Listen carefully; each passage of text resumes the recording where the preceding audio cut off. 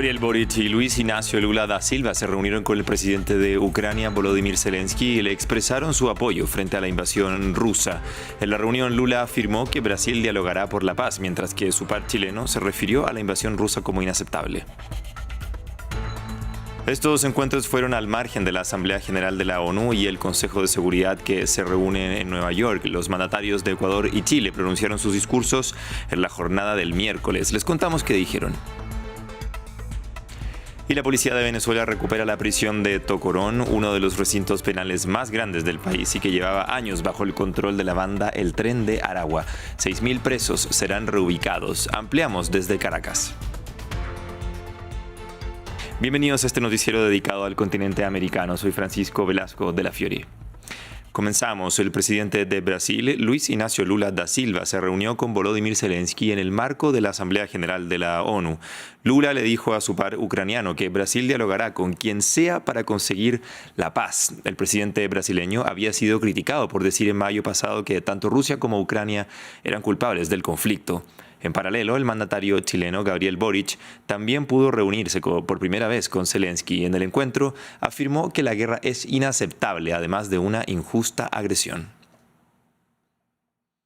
Y seguimos en Nueva York en el marco de la Asamblea y el Consejo de Seguridad de la ONU, donde los presidentes de Chile y Ecuador tuvieron la oportunidad de dirigirse a los asistentes. El mandatario chileno Gabriel Boric aprovechó el momento para hablar de los aprendizajes de su país tras el aniversario de los 50 años del golpe de Estado, mientras que Guillermo Lasso hizo hincapié en que los primeros desplazados por la guerra fueron ecuatorianos. Veamos.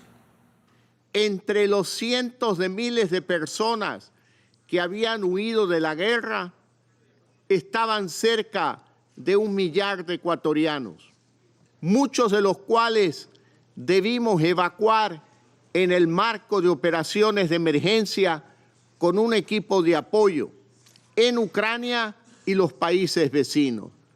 Ellos fueron de los primeros impactados por las graves consecuencias humanitarias de la invasión que año y medio más tarde se sigue deteriorando. Es que los problemas de la democracia siempre deben resolverse con más democracia y nunca con menos. Y que un golpe de Estado jamás es inevitable. La democracia siempre ofrece alternativas. Aprendimos también que los derechos humanos son una base ética irrenunciable en la acción política y que los derechos humanos no tienen un color político y deben ser promovidos y defendidos en todo tiempo y en todo lugar. Venezuela ha enviado 11.000 soldados para recuperar el control de una de sus prisiones más grandes que estaba bajo el control de la banda El Tren de Aragua.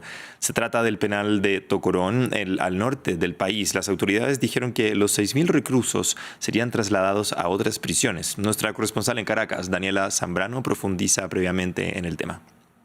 Para poner en contexto la audiencia, el Tren de Aragua es una banda criminal que nació en el año 2014, pero que posteriormente en 2017 se extendió hacia Perú y con la migración venezolana y luego de la pandemia también se extendió a países como Colombia, Chile, Ecuador. Está presente en 7 países.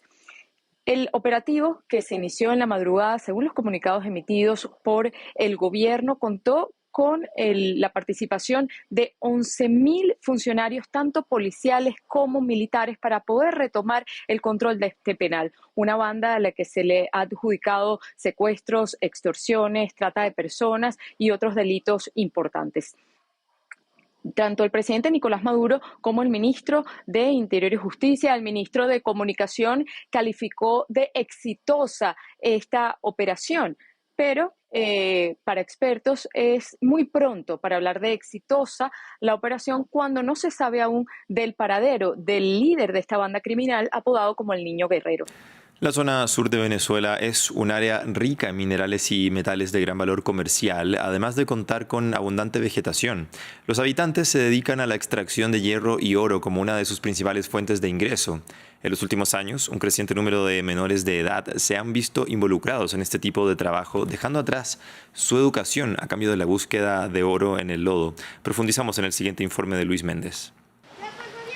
En la población de El Callao, en el sur de Venezuela, los niños no juegan con pelotas, carritos y menos con teléfonos móviles. Su forma de distracción está en bajar a estos pozos. para conseguir pequeñas piedras de oro, arriesgando su salud y, lo peor, su infancia. Tengo 11 años y trabajo desde los 6 años. Se lo doy a mi mamá para que compre comida, a veces me compro algo yo, le compro algo a mis hermanos. Desde 2010, en Venezuela no existen cifras oficiales sobre el trabajo infantil. Sin embargo, instituciones privadas como el Núcleo del Estado Bolívar de la Universidad Católica Andrés Bello refiere que al menos 1.000 niños trabajan en las minas ilegales. En muchos casos, los padres de estos menores están angustiados. Siempre hay riesgo en la zona minera, siempre hay riesgo. Uno nunca está seguro. El oro es uno de los tantos minerales y metales preciosos que se encuentran en el sur de Venezuela, pero es una zona de alto riesgo debido a la presencia de grupos irregulares. El trabajo infantil es simplemente un problema más que se suma a la explotación de la zona de manera ilegal, una situación que está generando graves problemas ambientales en una parte de la Amazonía venezolana. Cambiamos de tema. La explosión de un coche bomba causa al menos 2 muertos y 2 heridos en el suroeste de Colombia, según informó el subdirector de la Policía Nacional de ese país. Las autoridades reportaron que la detonación causó daños estructurales en una comisaría, un hospital y viviendas en Timba, en el departamento del Cauca. Otros 2 atentados tuvieron lugar en el mismo departamento. Aunque ni la Fiscalía ni las autoridades estatales han señalado a los responsables, el presidente Gustavo Petro dijo a través de la red social X que se trata de disidentes de las FARC.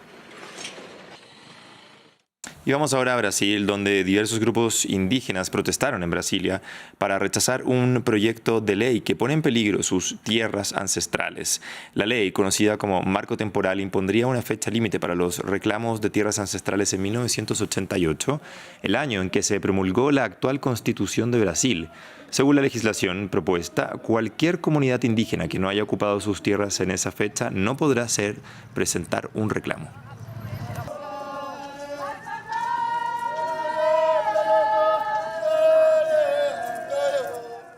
Y terminamos en Estados Unidos, donde hay gran indignación por la muerte de un bebé de 1 año, luego de creerse que estuvo expuesto a fentanilo, una droga que se ha vuelto popular en ese país y que alarma a las autoridades por el aumento de su consumo.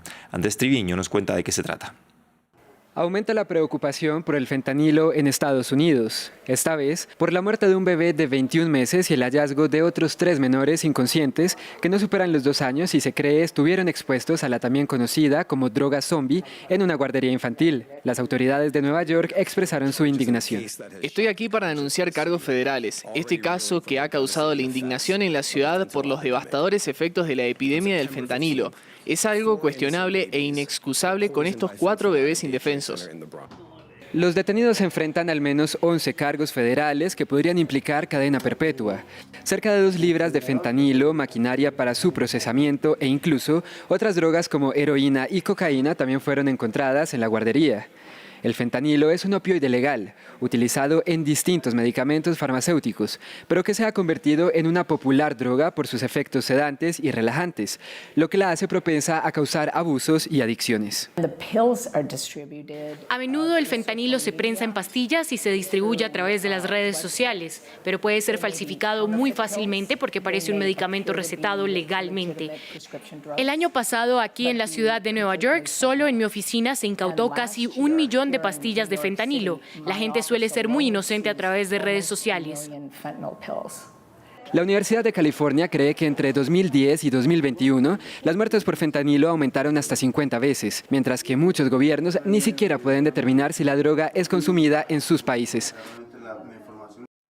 Y con esta noticia llegamos al final de este noticiero dedicado al continente americano. Recuerde que si quiere profundizar en más noticias, siempre puede ingresar a nuestro sitio web france24.com, donde encontrará todo lo relacionado al acontecer internacional. Eso es todo por hoy. Quédese más en la sintonía de France 24.